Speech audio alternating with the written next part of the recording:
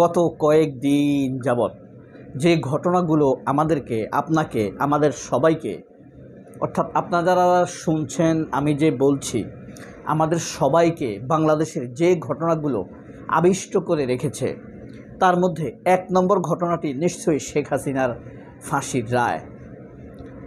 প্রথমে 14 তারিখে ঘোষণা করা হলো কবে ফাঁসির রায় ঘোষণা করা হবে। এরপরে 17 তারিখ অর্থাৎ গত পরশুদিন ফাঁসির রায় ঘোষণা করা হয়েছে, শেখ হাসিনার রায় ঘোষণা করা হয়েছে। দেখেন, সেই থেকে আওয়ামী লীগ কিন্তু সহিংস ঘটনা ঘটিয়ে যাচ্ছে, চেষ্টা করে যাচ্ছে।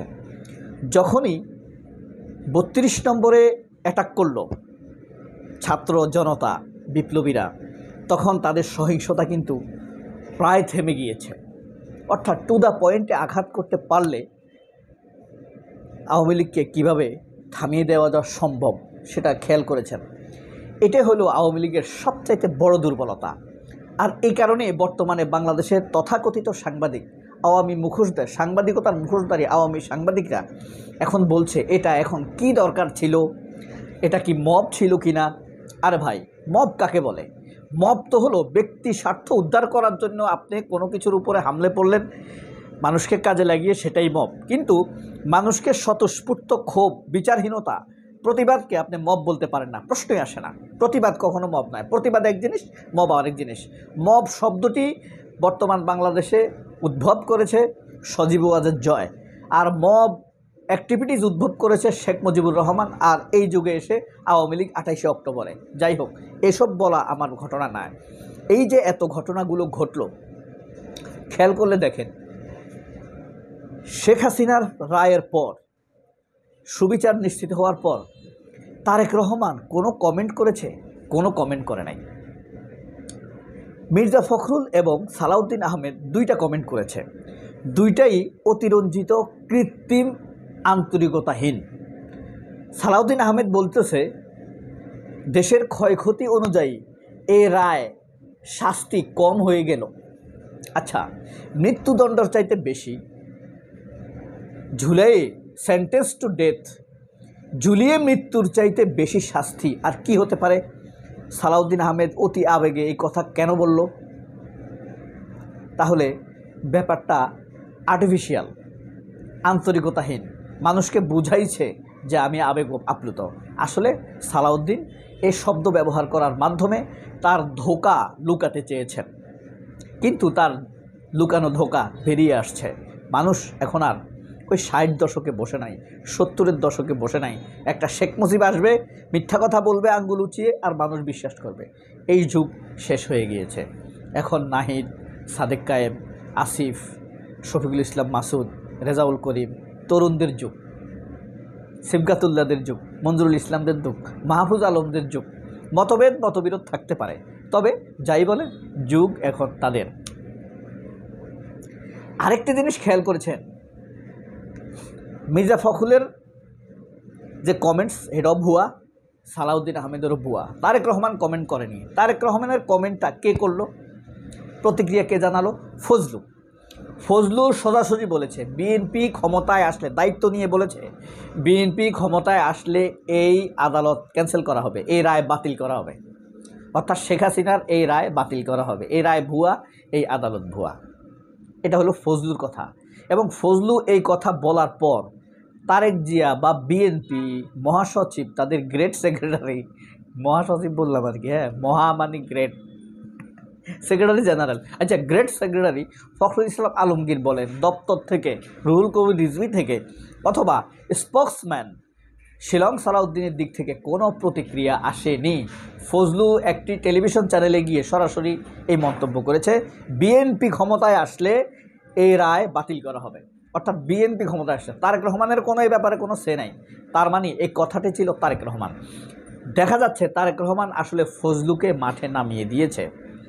এর আগে ফজলু পাগলামি, ছাগলামি, আইন ভঙ্গ, আইনের প্রতি অশ্রদ্ধা, ডক্টর ইউনূসকে তুচ্ছ তাচ্ছিল্য এবং বিপ্লবী, এনসিপি, বৈষম্যবিরোধী ছাত্র আন্দোলন, এদেরকে রাজাকার, আলবদর, সন্ত্রাস, রাজাকারের বাচ্চা, বীর্য, এইসব বলতে বলতে যখন সীমা লঙ্ঘন করেছে, যখন দেখছে যে তারেক রহমানের দিকে মানুষ ময়লা নিক্ষেপ করবে, ক্ষুব্ধ রুদ্ধ হয়ে যাচ্ছে তার ভোটের দুয়ার, তখন সে লোক দেখানোর জন্য বিএনপির পক্ষ থেকে তাকে 2 মাস, কিছুদিনের জন্য 3 মাসের জন্য বহিষ্কার দেখানো হয়েছে।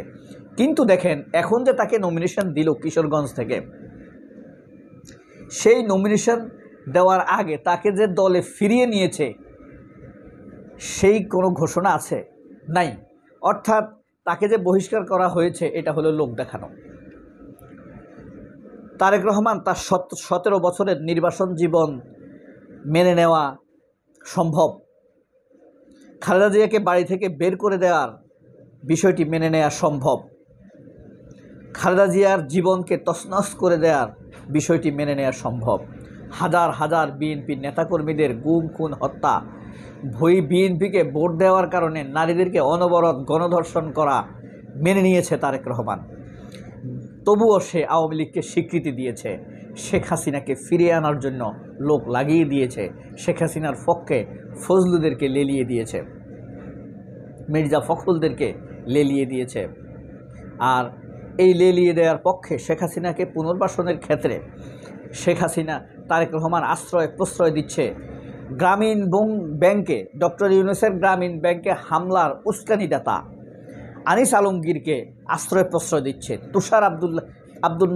তুষারকে আশ্রয় প্রশ্রয় দিচ্ছে, ডাক্তার জাহেদ, দেশবিরোধী ডাক্তার জাহেদকে আশ্রয় প্রশ্রয় দিচ্ছে।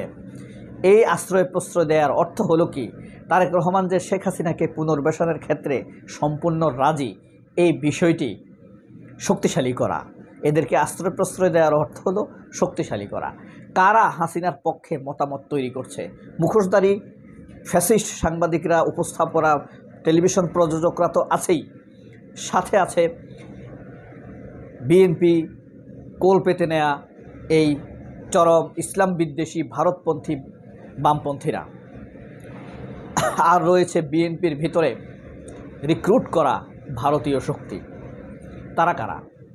তারা হলো এই সালাউদ্দিন আহমেদ, ফজলু, মির্জা ফখরুল, রুমিন ফারহানা।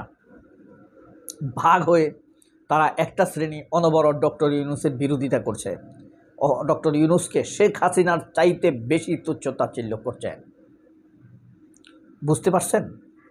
ঠিক ভারতীয় সুরে ভারত যেভাবে ডক্টর ইউনূসকে, ডক্টর ইউনূসের সরকারকে হেয় প্রতিপন্ন করে, ঠিক বিএনপির একটি অংশ সেইভাবে হেয় প্রতিপন্ন করে।